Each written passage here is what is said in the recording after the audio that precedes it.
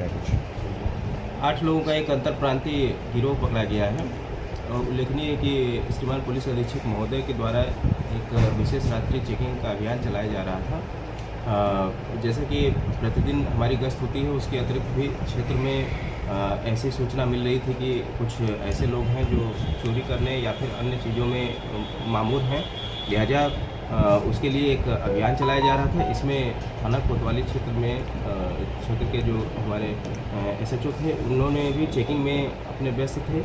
इसमें ही सतर्कता रखते हुए उन्होंने रोडवेज के आसपास और जो होटल्स थे और उसमें भी जो है कि गश्त कर रहे थे, तो कुछ संदिग्ध चीज़ें जो है कि उनको लगी, क्योंकि कुछ चीज़ों को देखकर उनको लगा कि यहाँ पर कुछ व्यक्ति ठहरे हो सकते हैं, रुके हो सकते हैं। लिहाजा और उस पर उन्होंने वर्कआउट किया तो पता चला कि यहाँ पे एक ठगों का जो भी गिरोह रुका हुआ है और वह जो है कि क्षेत्र में कुछ ऐसा कार्य करने जा रहा है जिससे कि संभावित है कि यहाँ के मऊ की जनता को वो ठगी कर सकते हैं। इनका तरीका इस प्रकार था कि ये अपने साथ कुछ विदेशी मुद्रा यानी कि डॉलर लेकर अपने पास रखे हुए थे।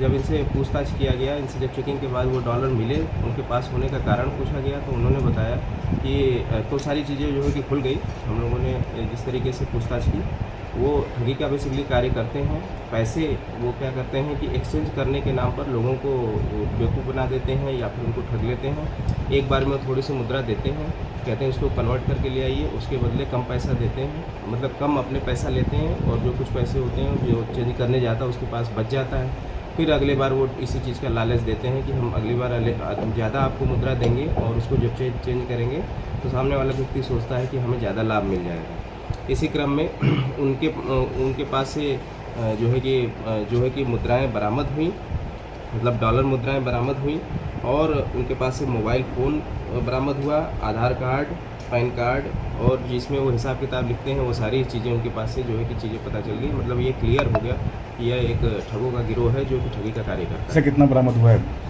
हाँ, ये $20 की 12 नोट, $1 की 50 नोट मिली है और जैसे मैंने आपको बताया विभिन्न जो है कीपैड मोबाइल, आधार कार्ड, पैन कार्ड और ये सारी चीज़ें जो है कि कुछ संदिग्ध डॉक्यूमेंट सारी चीज़ें जो है बरामद हुई। गाजियाबाद के रहने वाले हैं, 8 लोग हैं, अलग अलग जगहों से हैं, जिसमें बेसिकली ज़्यादातर जो है कि वो गाजियाबाद के हैं। एक बागपत का है और एक संभल का है।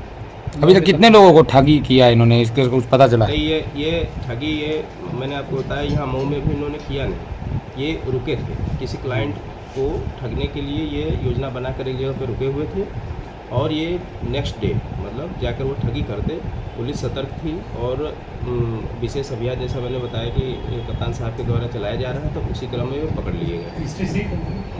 इनके आपराधिक इतिहास की जांच की जा रही है और जिस प्रकार से ये कार्य कर रहे हैं निश्चित ही ये क्रिमिनल इनकी हिस्ट्री है और भी हम लोग चूँकि अंतरप्रांतीय हैं तो इसलिए इसमें और अधिक हम लोग डिटेल से जो है कि खंगालेंगे। सर, सूचना ये भी मिल रही है कि बिहार के रहने वाले हैं और जब ये वोटर लिस्ट वाला जो मामला चल रहा है उसके बाद से ये लोग यहाँ आ गए हैं नोएडा गाजियाबाद। ऐसा है कि एक व्यक्ति बिहार के इसमें से है और ज़रूर ठगी किया होगा।